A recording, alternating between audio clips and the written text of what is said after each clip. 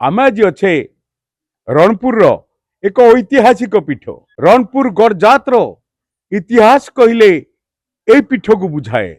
ए पीठ हूँ बाबा कमलेश्वर पीठ। ए पीठर महात्मा सारा ओडिशार विदित। यहाँ हूँ एक सिद्धि साधनार पीठ। पंचसखा भितर स्थान पाई अच्युतानंद दास ए पीठर सिद्धि लाभ करी ओडिया हरिवंश लिखिथिले।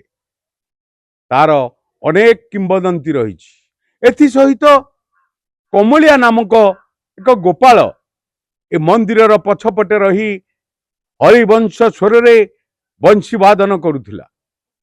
प्रभु कहले, हे बंशी वादक किए बंशी वादन करुछ, मो आगपटू टिके आसी बंशी वादन कर। कमलिया तो गौड़ लोक, से कहिथिला जार बंशी शुणिबा को इच्छा अछि से मो पाखक आसु। मंदिर पश्चिम मुखा मंदिर पूर्व पट को मुख होइतिले मध्य मंदिर ठाकुर पश्चिम पट को बुली जाइतिले। एई सिद्धि साधनार पीठ जो माने सेवायत अछंती से माने वर्तमान आज अवहेलित निष्पेषित अवस्था रे अछंती। सेमानक घर खंडे नाही, घर भांगी गलानी।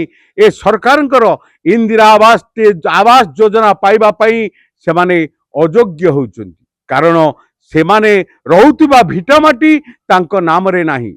सरकार एबे कहउचंती जे सेवायत माननकु जगारे आमे आवास योजना जोगाई दिया जिवो, जाकि आज जाए फलप्रद होइनी।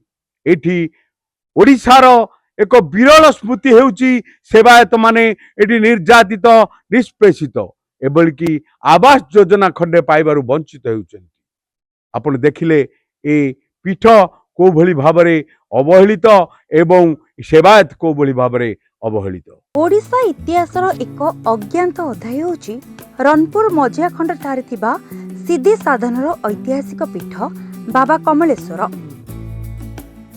1952 मसीहा सरकारी बंदोबस्त रिपोर्ट और राजा घर मादला पांजी अनुजाई एही पीठरे पंचसखा भितरे स्थान पाइथिबा अच्युतानंद दास साधना करी सिद्धि लाभ करथिले।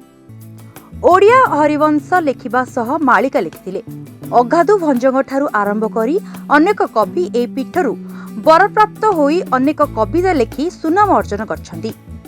कमलिया नामक गोपालर बंशी वादन शुणिबा पाई बाबा कमलेश्वर पश्चिम मुखा होइथिबा कुहा जाए। एबे भी एही मंदिर बेढेरे अच्युतानंद दास और कमलिया गोपाल प्रतिमूर्ति पूजा पाइबा तार प्रमाण रहिछि। किंतु एही पीठ अवहेलित हेबा सह सेवायत माने मध्य अवहेलित अवस्था रे अछंती। राजकिशोर रणांक ठारू आरंभ करी अनेक सेवायतक घरडीय जमी ठाकुरंक नाम रे थिबारु घर छप्पर उड़ी जाइथिले मध्य आवास योजना रु वंचित। सरकार दृष्टि देबाकू सेवायत माने अनुरोध करछंती। हमरो एमिति मंदिर हेला वर्ष ठारू आम परंपरा धरिकी एमती आम सेवा बाड़ी करी आसु। आज्ञा पूर्व जुग रे अच्युतानंद एठारे अध्याय पढ़ी प्रभुंकर बरप्राप्ति होइथिले। आउ सेही दिन ठारू अच्युतानंद मालिका लेखन करी आमर सारा देश भितर पूज्यमान होइछंती। आमर एही कमलेश्वर पुण्यपीठ जेते बेले अच्युतानंद अध्याय पढ़ी एठारे प्रभुंक निर्देश रे आमर ओडिया हरिवंश रचना कले। रचना करिया भितरे सी पेज बाय पेज किसी क्रमिक नंबर न देई खाली लेखि चलिए। जिते लेखा शेष होला सी चिंतार पड़गले मु तो कौन क्रमिक संख्या देली ना या पुणी किमती मूलरू धरबी। प्रभुंर पाखे सी अध्याय पढ़ले। अध्याय पढ़िया भितर प्रभुंर निर्देश होला तुम्हें किसी चिंता करना। ये आमर पाखरे गोटे ओलिया नाल बहीकी जाऊँगी, तुम नईर हुड़ा को जाओ, से बसब पानी रे सबू जाक पकईदब।